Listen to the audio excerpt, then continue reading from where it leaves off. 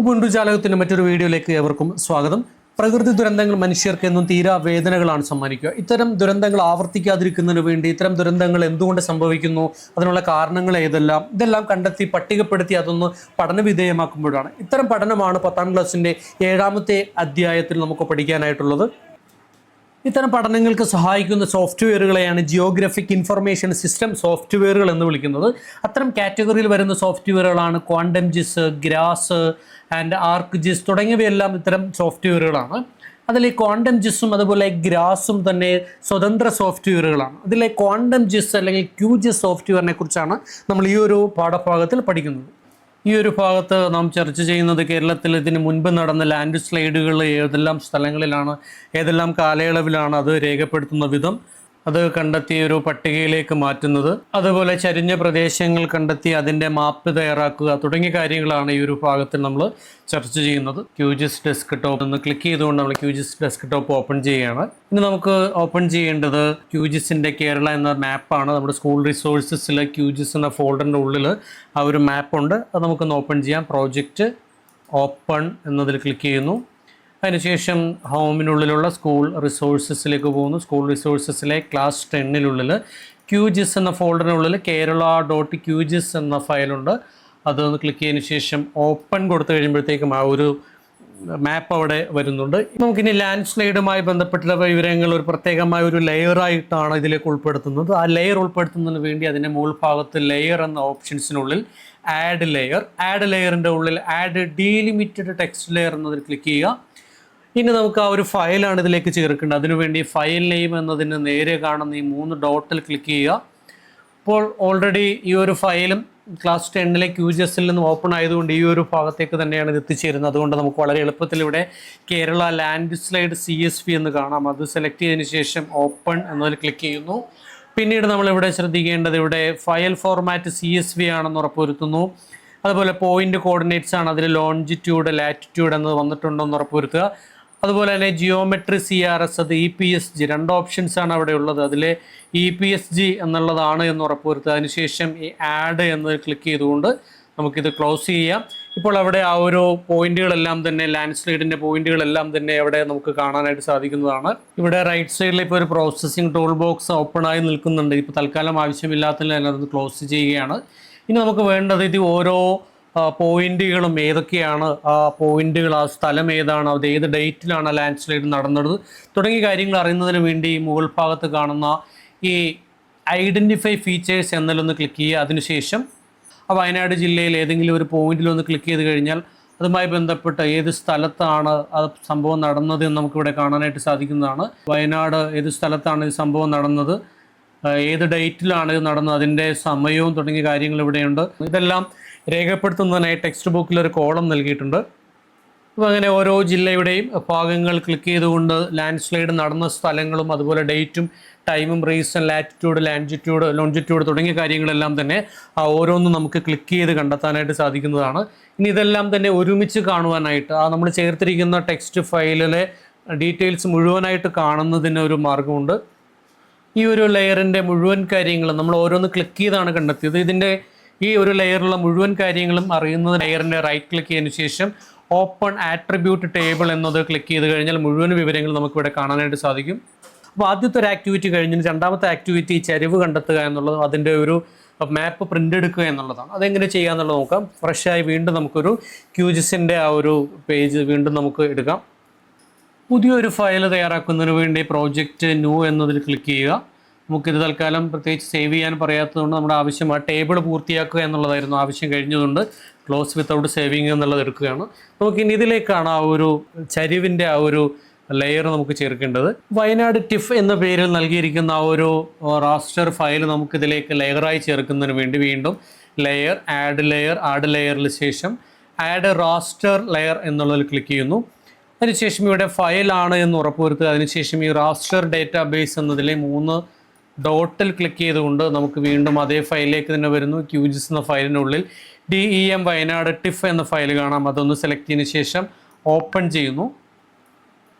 അതിനുശേഷം നമ്മൾ ആഡ് എന്നതിൽ ക്ലിക്ക് ചെയ്തുകൊണ്ട് ആ ഒരു മാപ്പ് ഇതിലേക്ക് ചേർക്കുന്നു. അതിനുശേഷം ഇത് നമുക്കൊന്ന് ക്ലോസ് ചെയ്യാം. ഇനി നമുക്ക് ഈ ഒരു ചിത്രം പ്രോസസ്സ് ചെയ്യുകയാണ്. ഇപ്പോൾ തൽക്കാലം റൈറ്റ് സൈഡിൽ ആവശ്യമില്ലാത്ത ഈ ഒരു വിൻഡോ ഒന്ന് ക്ലോസ് ചെയ്യുകയാണ്. മറ്റ് വിൻഡോസ് ഒന്നും റൈറ്റ് സൈഡിൽ ഇപ്പോൾ ഇല്ല, അതെല്ലാം ക്ലോസ് ചെയ്തു. നമുക്കിന് വേണ്ടത് ഒരു പ്രോസസ്സിംഗ് ടൂൾ ബോക്സ് ആണ്. അതിനുവേണ്ടി പ്രോസസ്സിംഗ് എന്നതിന് താഴെ ടൂൾ ബോക്സ് എന്നതിൽ ക്ലിക്ക് ചെയ്യുന്നു.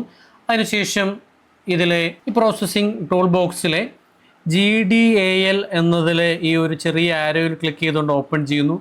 അതിനുള്ളിലെ റാസ്റ്റർ അനാലിസിസിൻ്റെ ഈ ആരോയിൽ ക്ലിക്ക് ചെയ്ത് ഓപ്പൺ ചെയ്യുന്നു. അതിനുശേഷം ഇവിടെ സ്ലോപ്പ് എന്ന് കാണാം. ഈ സ്ലോപ്പ് എന്ന ഭാഗത്തുനിന്ന് ഡബിൾ ക്ലിക്ക് ചെയ്യുകയാണ്. ഡബിൾ ക്ലിക്ക് ചെയ്യുമ്പോഴത്തേക്കും ഇത്തരത്തിലൊരു വിൻഡോ ആണ് ഓപ്പൺ ചെയ്ത് വരുന്നത്. ഇവിടെ ഈ input layer DEM Wayanad EPSG എന്ന് തന്നെയാണെന്ന് ഉറപ്പുവരുത്തുക. അതുപോലെ റേഷ്യോ 1 ആണ് എന്ന് ഉറപ്പുവരുത്തുക. അതിനുശേഷം ഇത് സേവ് ചെയ്യേണ്ട ഒരു സ്ഥലം നമുക്കൊന്ന് ലൊക്കേറ്റ് ചെയ്ത് കൊടുക്കണം. അതിനുവേണ്ടി ഈ അഡ്വാൻസ്ഡ് പാരാമീറ്റേഴ്സ് എന്നതിൻ്റെ ഈ 3 ഡോട്ടിൽ ക്ലിക്ക് ചെയ്തുകൊണ്ട് സേവ് ടു ഫയൽ എന്നതിൽ ക്ലിക്ക് ചെയ്യാം. അതിനുശേഷം നമുക്കിവിടെ പിക്ചേഴ്സിൽ സ്ലോപ്പ് എന്ന് പേര് കൊടുക്കാം.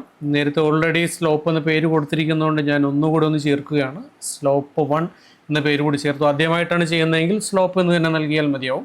അതിനുശേഷം സേവ് എന്നതിൽ ക്ലിക്ക് ചെയ്യുന്നു. അപ്പോൾ നമുക്ക് കാണാം ഇവിടെ സേവ് ചെയ്യുന്നത് എങ്ങോട്ടേക്കാണ് എന്ന്. അതിനുശേഷം റണ്ണ് എന്നതിൽ ക്ലിക്ക് ചെയ്യുന്നു. അതോടുകൂടി ആ ഒരു ഫയല് ചരിവ് ഉള്ള പ്രദേശങ്ങളും ചരിവില്ലാത്ത പ്രദേശങ്ങളും എന്ന തരത്തിലേക്ക് അത് വന്നിട്ടുണ്ട്. ഇനി നമുക്ക് ക്ലോസ് ചെയ്യാം. പക്ഷേ ഇപ്പോഴും ചരിവ് കൂടിയ പ്രദേശങ്ങൾ, ചരിവ് കുറഞ്ഞ പ്രദേശങ്ങൾ ഏതാണ് നമുക്ക് വേഗത്തിൽ തിരിച്ചറിയാനായിട്ട് സാധിക്കുന്നില്ല. കാരണം ആ ഒരു നിറം മാറ്റം നമുക്ക് വേഗത്തിൽ മനസ്സിലാവുന്നില്ല. ചരിവുകൾക്ക് നിറം നൽകുന്നതിന് വേണ്ടി ഇപ്പോൾ ഈ കാണുന്ന പുതുതായിട്ട് നാം നിർമ്മിച്ച സ്ലോപ്പ് 1 എന്ന ലെയറിൽ റൈറ്റ് ക്ലിക്ക് ചെയ്തതിന് ശേഷം പ്രോപ്പർട്ടീസ് എന്നതിലേക്ക് വരുന്നു. പ്രോപ്പർട്ടീസിൽ ഈ സിംബോളജി എന്നുള്ളതിൻ്റെ മുകൾ ഭാഗത്ത് റെൻഡർ ടൈപ്പ് എന്നുള്ളത് സിംഗിൾ ബാൻഡ് സ്യൂഡോ കളർ എന്നതായി മാറ്റുക.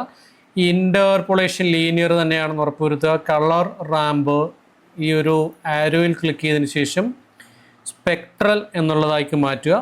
അതുപോലെ ഇവിടെ മോഡ് കണ്ടിന്യൂസ് എന്നുള്ളത് ഈക്വൽ ഇൻ്റർവെൽ എന്നുള്ളതാക്കി മാറ്റുക. ക്ലാസ്സസ് നമുക്കൊരു 11 ക്ലാസ്സസ് വരെ കൊടുക്കാം. ആ കൊടുക്കുന്നതനുസരിച്ച് ഇവിടെ ഒരു കളർ വേരിയേഷൻ വരുന്നുണ്ട്. ഇവിടെ വാല്യൂ നമുക്ക് ഈക്വൽ ആയിട്ടുള്ള ഇൻ്റർവെൽ ആയതുകൊണ്ട് നമുക്ക് ആ ഒരു അതിനനുസരിച്ചുള്ള വാല്യൂസ് നമുക്ക് നൽകാം. 0 അതായത് ഏറ്റവും ബേസ് ഉള്ള കളറാണ് 0. അതിൻ്റെ കളർ ഒന്ന് മാറ്റുന്നതിന് വേണ്ടി ഇവിടെ ഡബിൾ ക്ലിക്ക് ചെയ്തുകൊണ്ട് നമുക്ക് സ്റ്റാർട്ടിങ് കളർ ബ്ലാക്ക് കൊടുക്കാം. അതിനുശേഷം അടുത്ത് വരുന്നത് 5, അതിനനുസരിച്ചൊരു കളർ നമുക്ക് നൽകാം. ഒരു ലൈറ്റ് കളർ കൊടുക്കാം. അപ്പോൾ ഇത്തരത്തിൽ ഓരോ വാല്യൂസും 5, 10, 15, 20 അതിനനുസരിച്ച് വാല്യൂസ് മാറ്റുക. അതുപോലെ അതിനനുസരിച്ച് കളറുകളും മാറ്റാം. അങ്ങനെ വാല്യൂസ് വ്യത്യാസപ്പെടുത്തി അതുപോലെ അതിനനുസരിച്ച് കളറും വ്യത്യാസം വരുത്തിയതിന് ശേഷം നമ്മളിവിടെ ഓക്കെ എന്നതിൽ ക്ലിക്ക് ചെയ്യുന്നു. ഇവിടെ കാണാം ആ ഒരു ചരിവിനനുസരിച്ചുള്ള കളർ ഇവിടെ നമുക്ക് പ്രത്യക്ഷപ്പെട്ട് വരുന്നത് കാണാം. ഇങ്ങനെ വളരെ വേഗത്തിൽ ചരിവ് കൂടിയ പ്രദേശവും ചരിവ് കുറഞ്ഞ പ്രദേശവും നമുക്ക് വേഗത്തിൽ തിരിച്ചറിയാനായിട്ട് ഇത്തരം പ്രോപ്പർട്ടീസ് നൽകുന്ന വഴി സാധിക്കുന്നു. നമുക്ക് തയ്യാറാക്കിയിരിക്കുന്ന മാപ്പ് ഒന്ന് പ്രിൻ്റ് എടുക്കുന്നതിന് വേണ്ടിയിട്ട് ഇവിടെ ഈ സേവന് ബട്ടൺ അടുത്ത് തന്നെ കാണാം. ന്യൂ പ്രിൻ്റ് ലേഔട്ട് എന്ന് കാണാം. അതൊന്ന് ക്ലിക്ക് ചെയ്യുന്നു. അതിനുശേഷം നമുക്കൊരു പേര് കൊടുക്കാം. പേര് കൊടുത്തതിന് ശേഷം ഓക്കെ ക്ലിക്ക് ചെയ്യുന്നു. ഒരു പ്ലെയിൻ ആയിട്ടുള്ള ബാക്ക്ഗ്രൗണ്ടാണ് വരുന്നത്. നമുക്കിതിലേക്ക് മാപ്പ് ചേർക്കുന്നതിന് വേണ്ടിയിട്ട് ഇവിടെ ആഡ് മാപ്പ് എന്ന ഒരു ഐക്കൺ ഉണ്ട്. അതിൽ ക്ലിക്ക് ചെയ്തുകൊണ്ട് ഡ്രാഗ് ചെയ്യുക. ഡ്രാഗ് ചെയ്യുമ്പോഴേക്കും ആ ഒരു മാപ്പ് അതിനുള്ളിലേക്ക് റെൻഡറായി വരുന്നു. ഇനി ഇതിൻ്റെ സെലക്ഷൻ മാറ്റിയതിന് ശേഷം സെലക്ഷൻ മാറ്റുന്നതിന് വേണ്ടി വൈറ്റ് സ്പേസ് എവിടെയെങ്കിലും ഒന്ന് ക്ലിക്ക് ചെയ്യുക. സെലക്ഷൻ മാറുന്നു.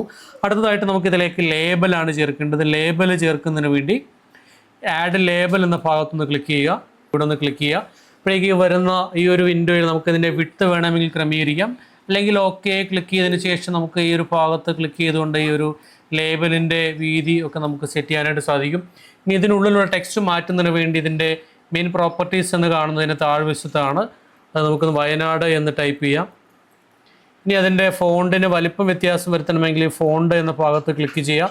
ഇവിടെ ഫോണ്ടിൻ്റെ സൈസ് നമുക്ക് മാറ്റാനായിട്ടുള്ള ഓപ്ഷൻ ഉണ്ട്. ഇതിന് സൈസ് കൂട്ടി നൽകിയാൽ ഫോണ്ട് അവിടെ വലുതായി വരുന്നതാണ്.